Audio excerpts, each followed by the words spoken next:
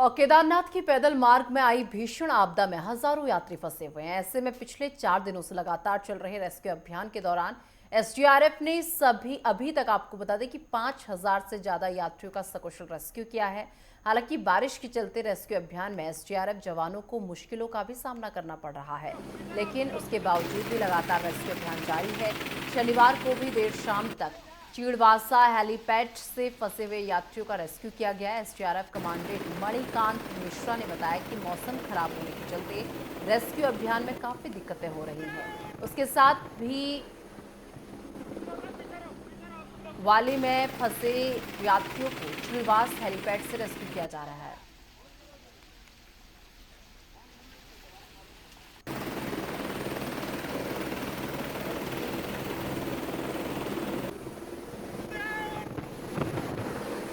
हम अभी जिस जगह पर हैं वो चीड़वासा है और यहाँ एक पहले से ही बना हुआ हेलीपैड था, लेकिन लैंडस्लाइड यहाँ हो गया था, जिसके कारण से इस हेलीपैड में बहुत सारे पत्थर आ गए थे, जो बड़े पत्थर भी थे। इसके कारण से ये फंक्शनल नहीं था। आज हम अपनी टीम के साथ एसडीआरएफ के 8 जवानों के साथ भीमबली पर उतरे।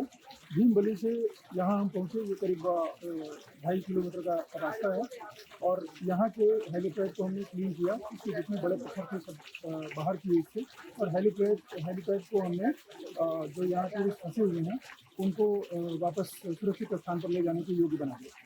और यहाँ से अभी हेलीपैड की सॉर्टिंग शुरू हो गई है और रेस्क्यू कार्य प्रारंभ हो गया। और उधम सिंह नगर जनपद के रुद्रपुर कोतवाली क्षेत्र में एक युवक की पिटाई का मामला सामने आया है। बताया जा रहा है कि क्षेत्रीय लोगों ने युवक की दुकान पर चोरी के शक में पिटाई की है और पिटाई का ये वीडियो इस वक्त सोशल मीडिया पर जमकर वायरल हो रहा है। इस मामले पर एसपी सिटी मनोज कतियाल ने बताया कि वीडियो उनके संज्ञान में है और इस तरह से किसी भी कानून को हाथ में लेने की इजाजत नहीं है। जल्द ही मारपीट करने वाले आरोपियों को गिरफ्तार कर लिया जाएगा। ये एक सोशल मीडिया के माध्यम से एक वीडियो संज्ञान में आया है, जो कि रुद्रपुर थाना क्षेत्र का बताया जा रहा है। तो क्योंकि ये इसमें जो दृश्य है काफी गंभीर प्रकृति का है और संज्ञेय अपराध की श्रेणी में आता है, तो इसमें तत्काल हम लोग इसमें विधिक कार्रवाई अमल में ला रहे हैं और इसमें जो भी कल्प्रिट है और जो विक्टिम है उसको आइडेंटिफाई करने के लिए हम लोगों ने ऑलरेडी प्रयास शुरू कर दिए हैं। विश्व धरोहर फूलों की घाटी में 2 महीने में 8,867 देशी विदेशी पर्यटक घाटी का दीदार कर चुके हैं।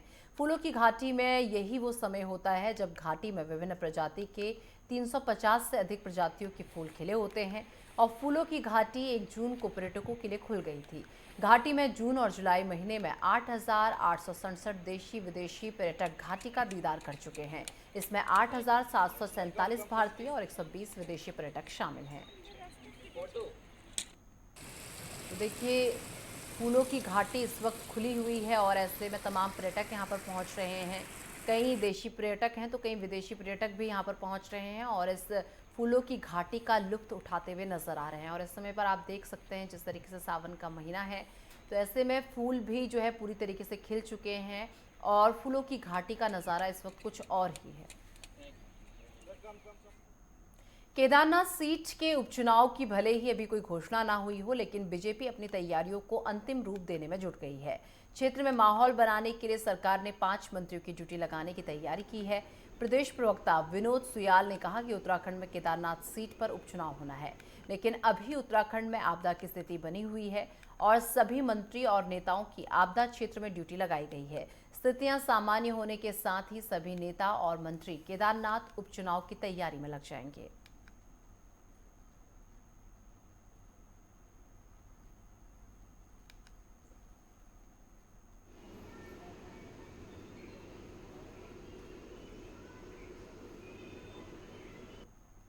वर्तमान परिस्थितियों में भारतीय जनता पार्टी और हमारी उत्तराखंड की सरकार माननीय पुष्कर सिंह धामी जी के नेतृत्व में जो उत्तराखंड के अंदर इस समय आपदा आई हुई है, उन सभी विषयों पर और उनसे संबंधित कार्यों में संलग्न है। चाहे हमारे माननीय मुख्यमंत्री जी हैं, मंत्री हैं, हमारे विधायकगण हैं, हमारे पदाधिकारी हैं। इसके अलावा चूँकि आदरणीय शैला रानी रावत जी का निधन हुआ है और 6 माह के अंतर्गत उस चुनाव को होना है, तो लोकतंत्र की प्रक्रिया है कि उसमें सहभागिता करनी है। केदारनाथ धाम यात्रा मार्ग पर फंसे हुए यात्रियों को सुरक्षित रेस्क्यू करने के लिए शासन प्रशासन लगातार काम कर रहा है। रेस्क्यू कार्यों में तेजी लाने के लिए अब सेना की भी मदद ली जा रही है। जिले में तैनात 6 grenadier unit colonel Hitesh Vashisht के नेतृत्व में सेना रास्तों को पुनर्स्थापित करने और पुल बनाने के अलावा सर्च ऑपरेशंस में भी मदद करेगी। प्राथमिकता के आधार पर पहले सोनप्रयाग से गौरीकुंड के बीच वॉश आउट हुए मार्ग पर पैदल पुल बनाया जा रहा है। जिलाधिकारी सौरभ गहरवार, पुलिस अधीक्षक डॉक्टर विशाखा अशोक भदाड़े मौके पर इसकी मॉनिटरिंग कर रहे हैं।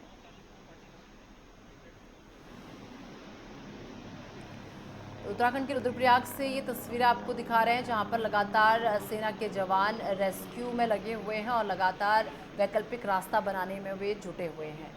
और आपको बता दें कि सबसे पहले यहां पर काम किया जा रहा है कि जो रास्ता इस लैंडस्लाइड की वजह से वॉश आउट हो गया है, उसे बनाने की कोशिश की जा रही है। जैसा कि आप इन तस्वीरों में भी देख सकते हैं, रेस्क्यू कार्यों में सेना ने मदद का हाथ बढ़ाया है और लगातार लाउडस्पीकर के ज़रिए लोगों को सचेत भी किया जा रहा है। और देखिए किस तरीके से रास्ते बनाने की कोशिश की जा रही है ताकि जो भी श्रद्धालु यहाँ पर फंसे हैं उन्हें सकुशल बाहर निकाला जा सके। तो अब ये कमान कहीं ना कहीं सेना ने संभाल ली है। और हल्द्वानी पहुंचे सीएम पुष्कर सिंह धामी का जोरदार तरीके से स्वागत किया गया। सर्किट हाउस में मुख्यमंत्री ने सबसे पहले पौधारोपण कार्यक्रम किया और उसके बाद बीजेपी पदाधिकारियों और कार्यकर्ताओं के साथ संवाद किया। इस दौरान कई पार्टी पदाधिकारियों ने समस्याओं सहित अधिकारियों के खिलाफ सीएम से शिकायत की। सीएम धामी ने पत्रकारों से बात करते हुए बताया कि पिछले दिनों जो अतिवृष्टि हुई है उससे रुद्रप्रयाग, चेहरी और देहरादून सहित अन्य जिलों में काफी नुकसान हुआ है। फिलहाल राज्य सरकार केंद्र सरकार की मदद से पूरी तरह से आपदा राहत कार्यों में जुटी हुई है। सरकार पूरी तरह से नजर बनाए हुए है और लगातार वो खुद मॉनिटरिंग भी कर रही है। तो आपको बता दें, सीएम पुष्कर सिंह धामी हल्द्वानी दौरे पर हैं, जहां पर सर्किट हाउस में सबसे पहले उन्होंने पौधारोपण किया है। पार्टी कार्यकर्ताओं के साथ वो संवाद करते हुए भी नजर आए हैं। देखिए, पिछले 3 दिन पहले जो अतिवृष्टि हुई है मानसून की सक्रियता के कारण से पूरे प्रदेश के अंदर काफ़ी स्थानों पर, विशेषकर हमारे रुद्रप्रयाग जनपद में, टिहरी जनपद में, उत्तरकाशी में और देहरादून में काफ़ी नुकसान हुआ है। और विशेषकर केदारनाथ मार्ग पर जो हमारी सड़क थी, वो सड़क पूरी तरह से 9-10 स्थानों पर संपर्क उसका कट गया है। एक स्थान पर 150 मीटर से ज़्यादा सड़क भूस्खलन की चपेट में आ गई है। जितने भी हमारे श्रद्धालु हैं, उन सभी श्रद्धालुओं को रेस्क्यू किया जा रहा है, निकाला जा रहा है, सुरक्षित स्थानों पर पहुंचाया गया है। और चलिए बुलेटिन में वक्त एक छोटे से ब्रेक का। ब्रेक के बाद फोन हाजिर होते हैं। केदारनाथ यात्रा मार्ग पर फंसे हुए यात्रियों को लगातार बचाने का प्रयास किया जा रहा है। बद्री केदार मंदिर समिति के सीईओ योगेंद्र सिंह ने बताया कि रेस्क्यू ऑपरेशन के चौथे दिन केदारनाथ धाम में फंसे हुए यात्रियों 373 यात्रियों और स्थानीय लोगों एवं मजदूरों का रेस्क्यू किया गया है। एनडीआरएफ और एसडीआरएफ और अन्य सुरक्षा बलों की मदद से तीर्थ यात्रियों को लिंचौली के लिए रवाना किया गया है। अब इन सभी को लिंचौली से एयरलिफ्ट कर रेस्क्यू किया जाएगा। वहीं केदारनाथ हेलीपैड पर अभी 570 यात्री, स्थानीय लोग और मजदूर एयरलिफ्ट होने का इंतजार कर रहे हैं। केदारनाथ में सभी लोगों के लिए जिला प्रशासन, बीकेटीसी और तीर्थ पुरोहित समाज की ओर से फूड पैकेट्स, पानी की बोतलें, फल उपलब्ध कराए जा रहे हैं। उधर रामबाड़ा चौमासी ट्रैक से एनडीआरएफ और एसडीआरएफ ने 110 यात्रियों को रेस्क्यू कर चौमासी पहुंचा दिया गया है। तो आपको बता दें कि आज रेस्क्यू ऑपरेशन चौथे दिन भी लगातार जारी है। लगातार यात्रियों का रेस्क्यू किया जा रहा है, इन्हें एयरलिफ्ट किया जा रहा है और इसी के साथ इन तक हर एक संभव मदद सरकार की तरफ से पहुंचाई जा रही है, चाहे वो खाना हो, चाहे पीने के लिए पानी हो। तमाम मदद जो है इन श्रद्धालुओं के लिए पहुंचाई जा रही है और सीएम धामी लगातार इस पूरे घटनाक्रम में पैनी नजर बनाए हुए हैं। और केदारनाथ में आई आपदा को लेकर एसपी रुद्रप्रयाग विशाखा अशोक भदाड़े ने बताया कि तीर्थ यात्रियों का लगातार रेस्क्यू ऑपरेशन किया जा रहा है। काफ़ी लोगों का बारिश के चलते और नेटवर्क न रहने के कारण उनके परिजनों से संपर्क नहीं हो पा रहा था। इसमें से रेस्क्यू के बाद काफ़ी लोगों का उनके परिजनों से संपर्क हो गया और अधिकांश लोग अपने घर सकुशल पहुंच गए हैं।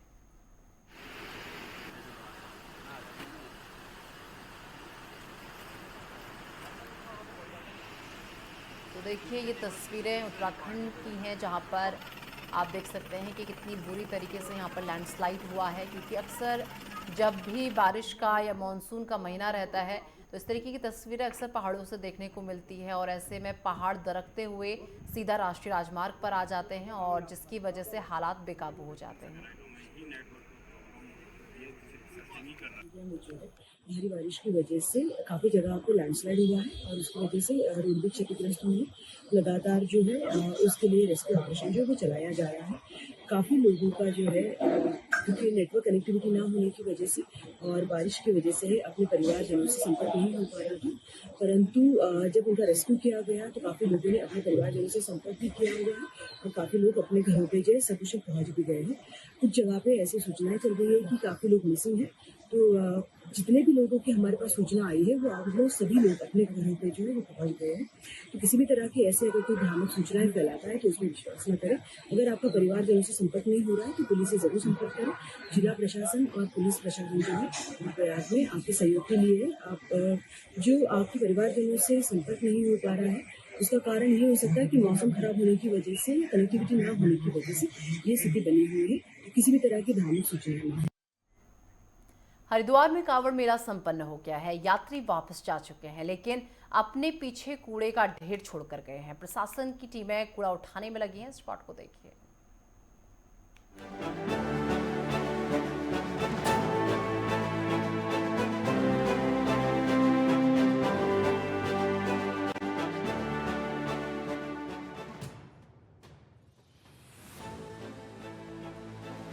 कांवड़ मेला खत्म होते ही पवित्र शहर हरिद्वार में हर तरफ कूड़े के बड़े बड़े ढेर दिखाई दे रहे हैं।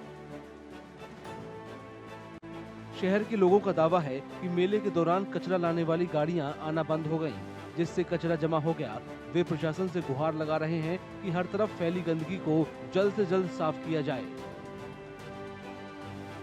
जी मैन यहाँ के जो ये लोकल दुकानदार हैं बड़े दुखी है, क्योंकि जगह जगह कूड़े के ढेर और गंदगी का बहुत बुरा हाल है।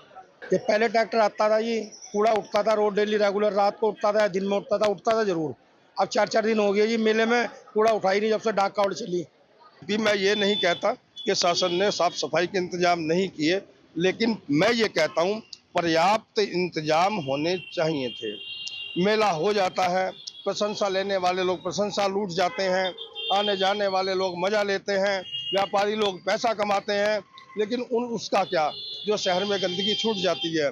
निश्चित रूप से प्रशासन उसमें प्रयास कर रहा है, लेकिन मेरे विचार से पर्याप्त प्रयास होने चाहिए ताकि शहर में जो आम नागरिक है उसे बीमारी से बचाया जा सके।